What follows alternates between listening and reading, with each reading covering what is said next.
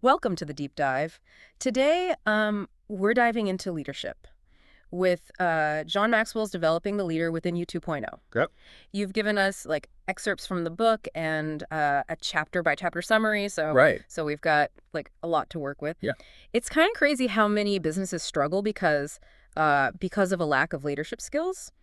Nearly 60%, actually. Wow, that's a big number. Yeah. So let's unpack Maxwell's like key insights and see what nuggets we can pull out. Starting with the idea that leadership isn't about authority but influence.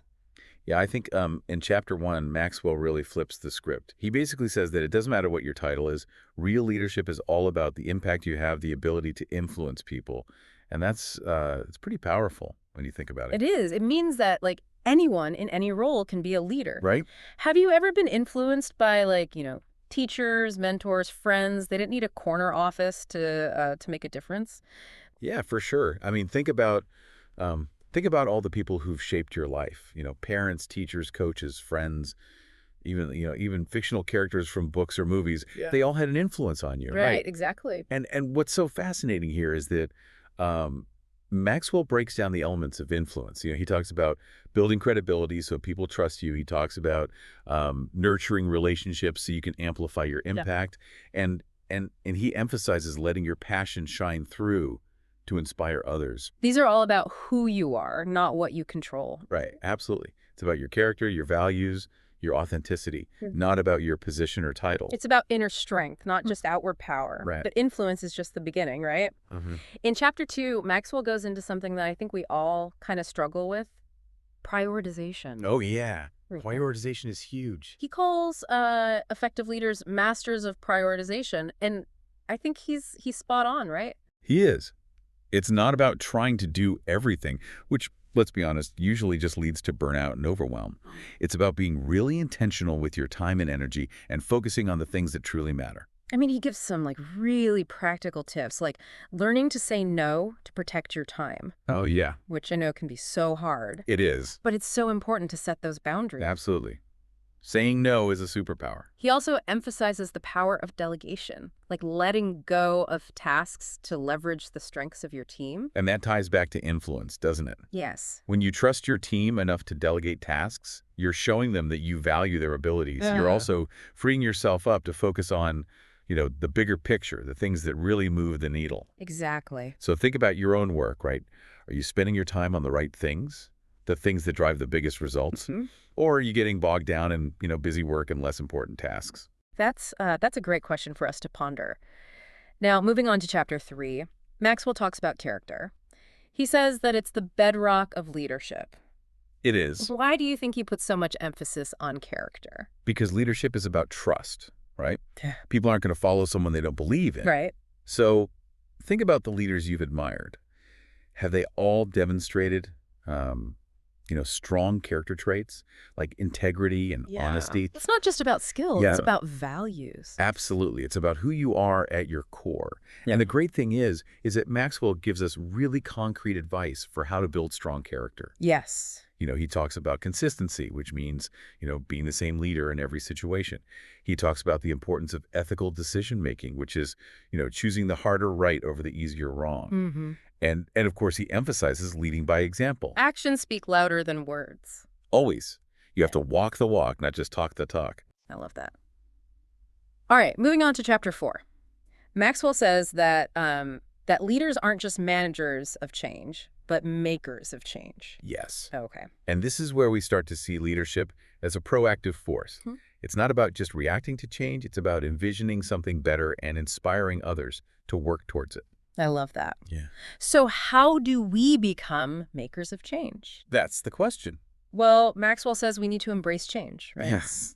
Don't fear it. Right. See it as an opportunity for growth. Exactly. He also highlights the importance of communicating our vision clearly and passionately to inspire people to buy in. And leading by example is key here, too. Yeah. You have to be the first to adopt the changes you're advocating. Yeah, That shows people that you believe in what you're striving for, and that builds trust. it does. Yeah. Now think about a time when you experienced positive change in your life or work. Was there a leader who helped make it happen? How did they approach that whole process? Did they embody those principles that Maxwell's talking about? That's a great question for reflection. Yeah. It's always helpful to look back and see how those principles have played out in our own lives. Absolutely. Okay, let's move on to chapter 5, where Maxwell tackles problem solving. Right. He says that it's not just a skill, it's a leadership magnet. Oh, yeah. People are drawn to those who can navigate challenges and find solutions. Right. It shows competence. Absolutely. And it builds confidence. Like, hey, this person can handle things. I want to be on their team. Right. Right? Exactly. Yeah. So Maxwell offers, a framework for effective problem solving. Okay. And he encourages leaders to, first of all, anticipate problems, right? Yes, So you're not yes. constantly reacting, but also to view problems as opportunities for innovation and creativity. And finally, to involve your team in finding solutions. I like that. Yeah, to leverage that collective wisdom. It's not about having all the answers yourself, right? No, not at all. It's about creating an environment where everyone feels empowered to contribute. Exactly. And that not only solves the immediate problem, but it strengthens the team and builds that leadership credibility. Precisely. It's a win-win. It is. Okay. Now let's dive into chapter 6, where Maxwell explores the power of attitude. Okay. He goes so far as to say that in leadership, attitude is everything. Now, I'm really curious to hear your take on this. Why do you think attitude matters so much in leadership? Well, because your attitude shapes your reality, doesn't it? It does. It influences how you perceive challenges, how you interact with others, and ultimately how successful you become. It sets the tone for your entire team. And Maxwell points out that a positive attitude is a choice, not just a result of like good circumstances. You Yeah. control your response to Good. the situations you face. It's a choice. Yes. Yeah. And that choice, it has a ripple effect. Your attitude can be contagious. It impacts your team's morale, their performance. A positive outlook can help everyone overcome obstacles more effectively. Now, thinking back to those leaders we talked about earlier, what kind of attitude did they project? How did it impact like their effectiveness? That's a good question.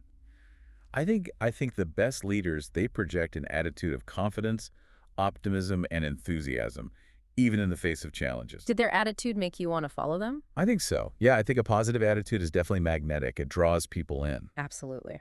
Okay, let's move on to chapter 7, where Maxwell reminds us that the most valuable asset a leader has isn't a product or strategy, but their people. It's so true. This is so important. Investing in your team is like investing in your success, right? Absolutely. When your people grow, your organization grows. When your people grow, your organization grows. It's all about creating a culture of growth and empowerment. Maxwell suggests recognizing and nurturing each team member's unique strengths, investing time in mentoring and coaching to help them develop, and creating an environment where mistakes are seen as learning opportunities. It's about creating a safe space for people to experiment, to take risks, and to learn from their mistakes. I love it. Yeah, because when people feel supported and valued, they're more likely to thrive and to contribute their best. Absolutely. Okay, let's move on to chapter 8, where Maxwell discusses the importance of vision in leadership. Oh, yeah. Vision. Think of it as your leadership compass, right? Exactly. It provides direction. It's about painting a picture of a desired future state Right. and inspiring people to work towards a common goal. Yeah, it's easy to get caught up in the day-to-day tasks, but having that clear vision keeps you focused on the bigger picture, on what you're ultimately trying to achieve. It does. And Maxwell emphasizes that, your vision should be easy to understand. It should resonate with your team. It should be something that they can get excited about. Needs to be something that everyone can get behind. Yes. And you need to communicate that vision frequently. It can't just be something you mention once a year, Exactly. right? It has to be woven into everything you do. It has to be a living, breathing part of your organization's culture. Okay.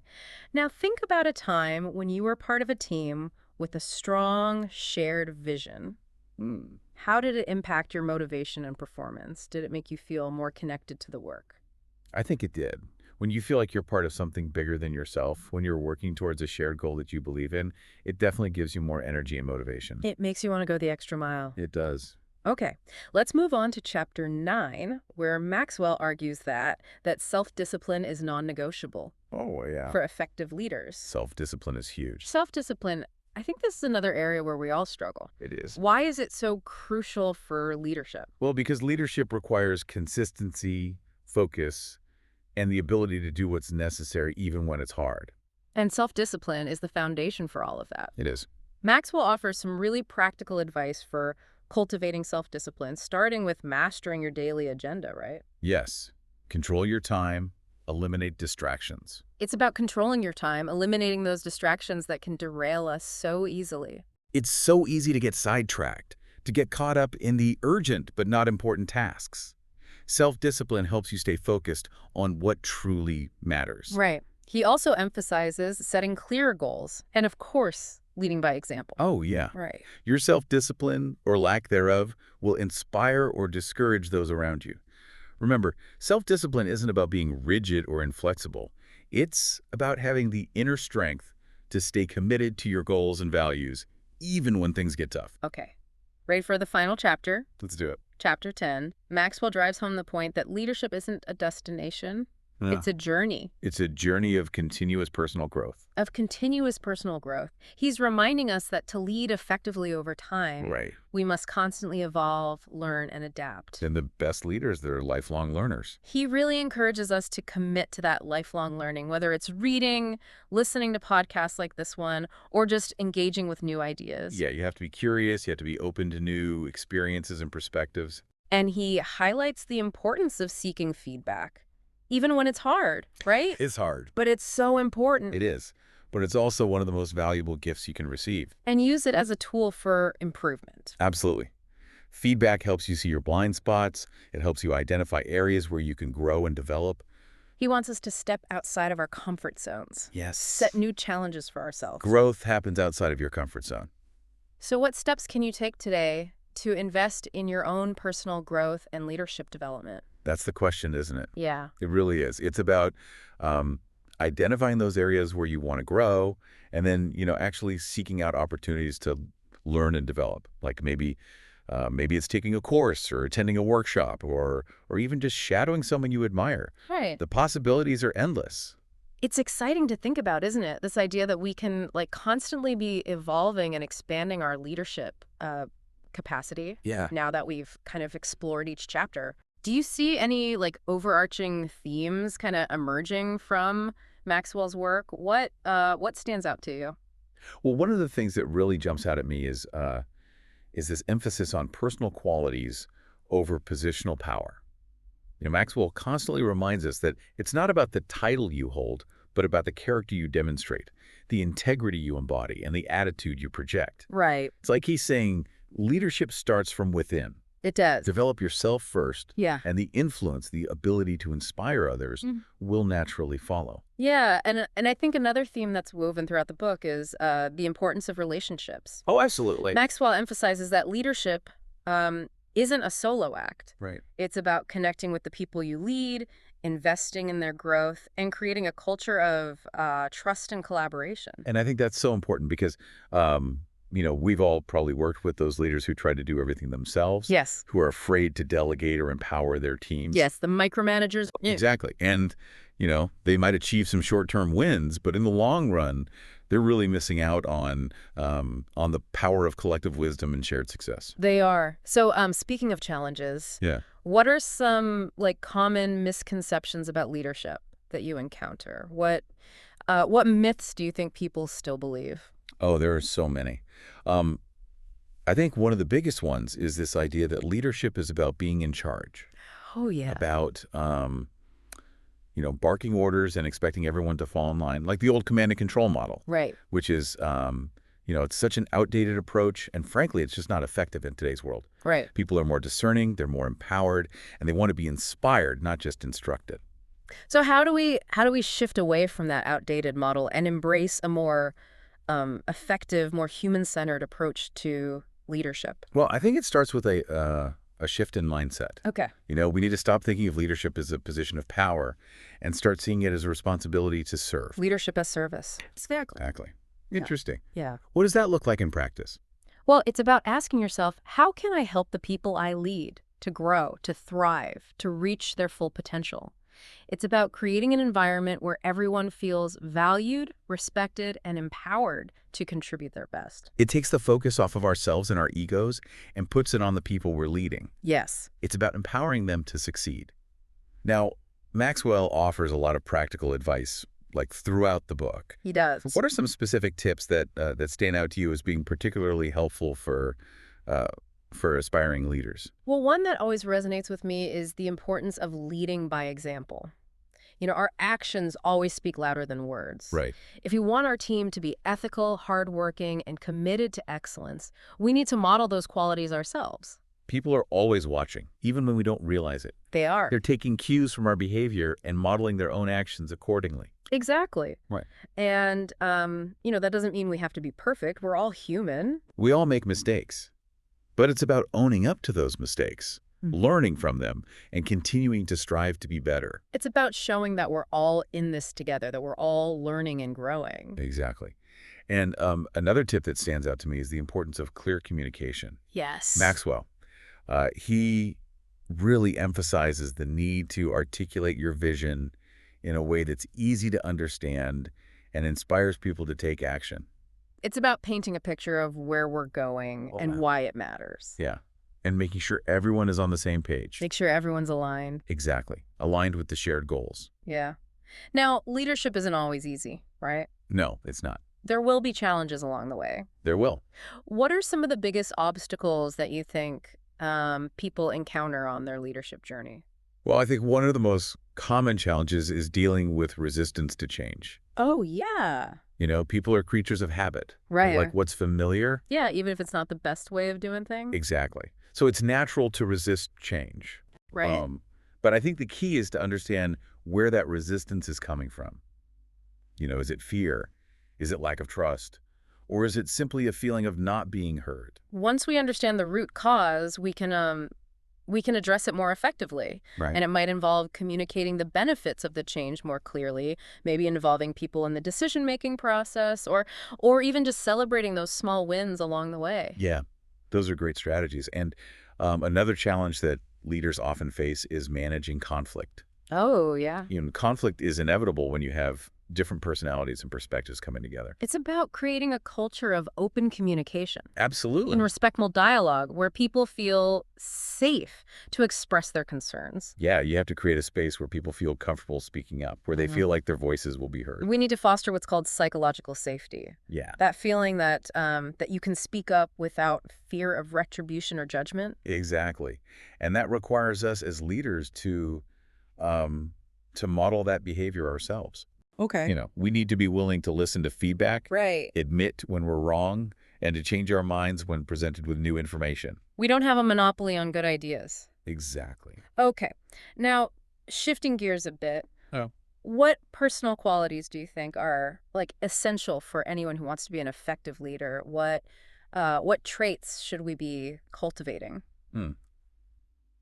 Well, I think self-awareness is crucial. We need to understand our strengths and weaknesses, our values, our communication style, how we handle conflict, all of it. It's about knowing ourselves well enough to leverage our strengths. Right. And manage our weaknesses. Exactly. And being open to feedback is key. Right. We need to be willing to hear how others perceive us, Yeah. even if it's not always what we want to hear. We don't have all the answer. Right. We can always learn and grow. Absolutely. Okay. What else?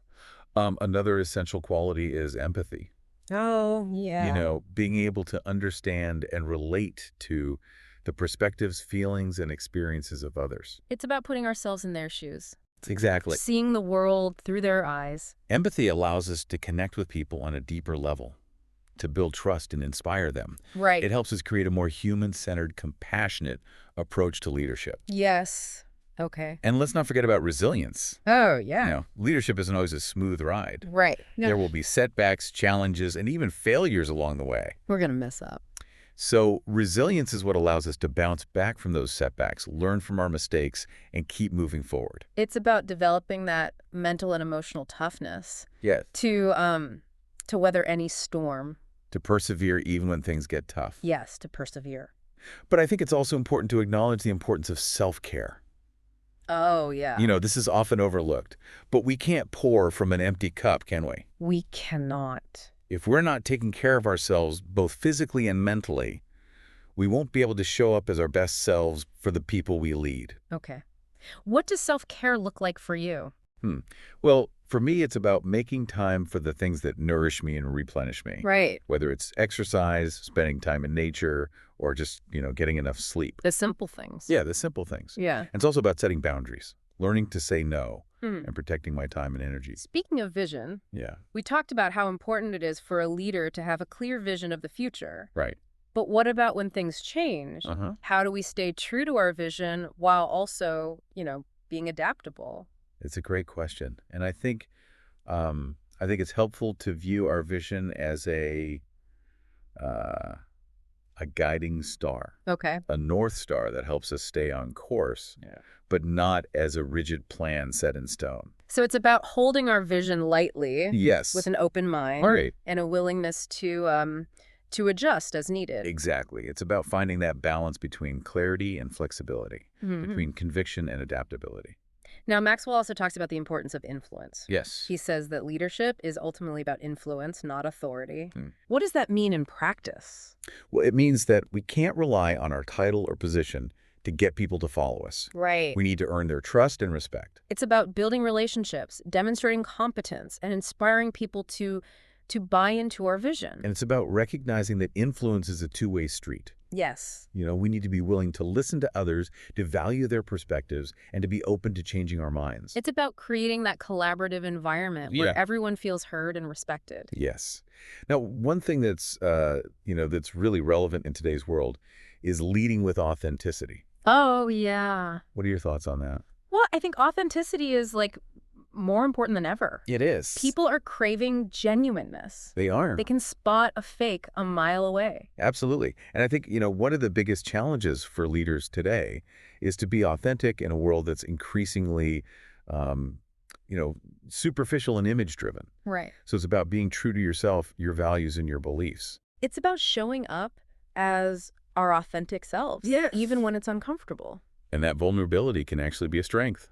It can. It makes us more relatable. Right. It helps us build trust. Yeah.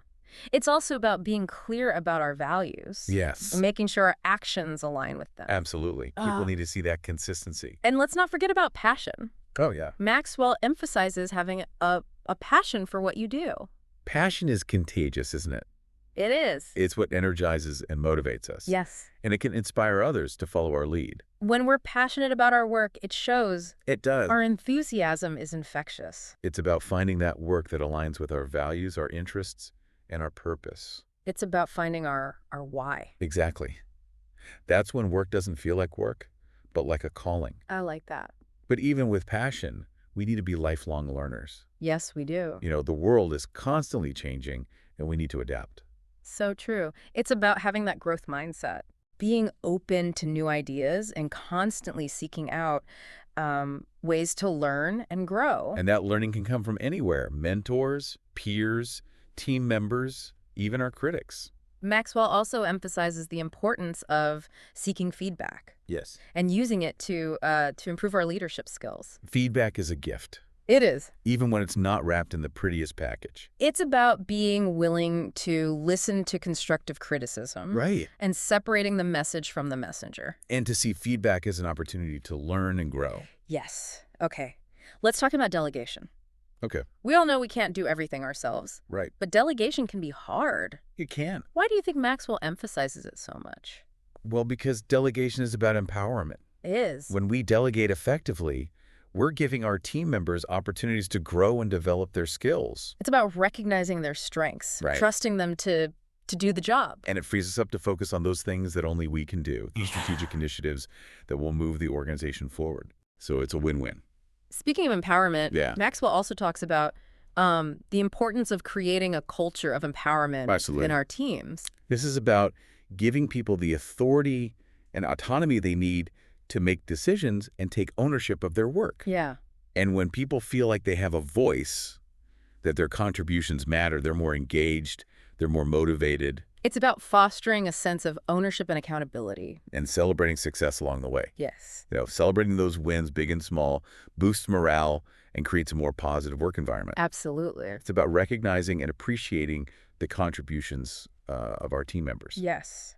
And making work fun. Exactly. Okay. Let's talk about the role of mentorship Okay. in leadership. Right. Maxwell stresses the importance of having mentors in our lives. Oh, yeah. Mentors can provide invaluable guidance and support. Yes, they can. They've been there, done that, They have. and they can share their wisdom and experience with us. They can help us see our blind spots, navigate challenges, and stay motivated. Finding a good mentor can be transformative. It can, It's about seeking out people you admire and respect and asking for their help. and it doesn't have to be a formal relationship. No, not at all. It could be a casual conversation, a coffee chat, or even an email exchange. I like that. The important thing is to find someone you connect with and who can offer the kind of guidance you need. Right. Maxwell also encourages us to take time for regular self-reflection. Oh, yeah. Right. And self-reflection is so important for growth. It is. It allows us to step back from the day-to-day busyness and gain perspective on our leadership style, our impact on others, and our overall effectiveness. It's about asking ourselves those tough questions. It is. Like, am I living up to my values? Am I making the impact I want to make? Am I serving my team well? It's about being honest with ourselves, Yes. identifying areas where we can improve. So how do we make time for self-reflection in our already busy lives? Mhm. Well, I think scheduling regular time for reflection is key. Okay. It could be 15 minutes at the end of each day Right. or an hour at the end of each month. It could be in the shower. It could be. Wherever works for you. Exactly. The key is to make it a habit, Yeah. something that you do consistently. Okay. And then, like, what do you actually do during those times? Well, during those reflection sessions, Yeah. you can ask yourself questions like, what went well this week? What could I have done better? What am I grateful for? What are my goals for next week? It's about taking a step back, assessing our progress, and making adjustments as needed. Exactly. Now, we've talked about a lot of, like, important qualities Yep. for effective leadership, but let's not forget about courage. Oh, yeah. Right. Courage is essential for making a difference. Yes. If we're afraid to take risks, challenge the status quo, or stand up for what we believe in, we won't be able to make a real impact. It's about having that inner strength and conviction to do what's right, even when it's difficult. And it's about recognizing that true leadership often requires us to make tough decisions, Right. even if they're unpopular. But it's not just about being tough. Right. It's also about humility. Oh, absolutely. Humility is so important for effective leadership. Yes. It allows us to recognize that, we don't have all the answers, that we need to learn from others, and that we're not always right. Yes. It's about being open to feedback. Yes. Willing to admit our mistakes. Right. And constantly striving to improve. And it's about recognizing that leadership isn't about ego or self-promotion. Right. It's about serving others, empowering our team members, and achieving great things together. It's about creating a culture of collaboration and support where everyone feels valued and respected. It sounds like humility is like a key ingredient for building that kind of positive environment. It is. It really is. When you're humble, you create a space where people feel safe to share their ideas, to take risks, and to learn from their mistakes without fear of judgment. And that brings us back to Maxwell's core message, right? Leadership is a journey, Yes. not a destination. It's a process of continuous growth and development. We've covered a lot of ground today, Well, exploring all 10 chapters of Developing the Leader Within You 2.0. yeah. What are some of the most important takeaways that you hope our listeners will walk away with? Well, I think the biggest takeaway is that leadership is a skill that can be developed. Yeah. It's not something you're born with. It's something you cultivate over time through intentional effort and practice. So it's encouraging to think that anyone can become a more effective leader Absolutely. if they're willing to put in the work. And that work starts with self-awareness. Okay. Understanding your strengths and weaknesses, your values, your communication style. Those are the building blocks of effective leadership. So once you have that foundation, Yeah. you can start to focus on all those key principles we discussed today. Building influence, prioritizing effectively, strengthening your character, embracing change, becoming a skilled problem solver, and cultivating a positive attitude. And it's not just about mastering those individual skills. It's about understanding how they all work together. They're interconnected. They are. They're all interconnected pieces of a larger puzzle. It's about developing that holistic view of leadership, Yes. recognizing that it's not just about what you do, but who you are. And it's about recognizing that leadership is a continuous journey of learning and growth. Right. The best leaders are those who are always striving to improve, to learn new things, and to adapt to changing circumstances. Now, before we wrap up, I want to circle back to something we talked about earlier, this idea of balancing vision with adaptability. Yeah, Maxwell talks a lot about the importance of having a clear vision right. for the future, but he also emphasizes the need to be flexible Right. and adjust our course as needed. Absolutely. So how do you reconcile those two, like, seemingly contradictory ideas? That's a great question. And I think the key is to view our vision as a guiding star, a Hmm. North Star that helps us stay on course, but not as a rigid blueprint that can't be altered. So it's about holding our vision lightly, Exactly. with an open mind, Yeah. willingness to adjust as needed. It's about finding that balance between clarity and flexibility, between conviction and adaptability. Now, Maxwell also talks about the importance of having a personal board of directors. Yes. Can you elaborate on what he means by that and why it's so valuable for leaders? Sure. So he's talking about surrounding yourself with a group of trusted advisors, mentors, peers, maybe even family members who can offer different perspectives, challenge your thinking, and provide support and guidance. It's like having your own personal brain trust. It is. It's like having your own personal advisory board. These are the people you can go to for advice, feedback, encouragement when you're feeling stuck. Exactly. And Yeah. building that kind of support network is essential for long-term success as a leader. This has been a fantastic deep dive into John Maxwell's Developing the Leader Within You 2.0. We've unpacked so many valuable insights, from the importance of influence and character to the power of vision and self-discipline. It's been a pleasure discussing these ideas with you. And to our listener, we hope you found this deep dive helpful and inspiring. As you continue on your own leadership journey, remember it's a marathon, not a sprint. That's right. Pace yourself, embrace the challenges, and never stop learning and growing. And remember that leadership isn't just about achieving goals, it's about making a positive impact on the world around you. It's about leaving things better than you found them and inspiring others to do the same. Well said. Thank you for joining us on the deep dive. We'll see you next time.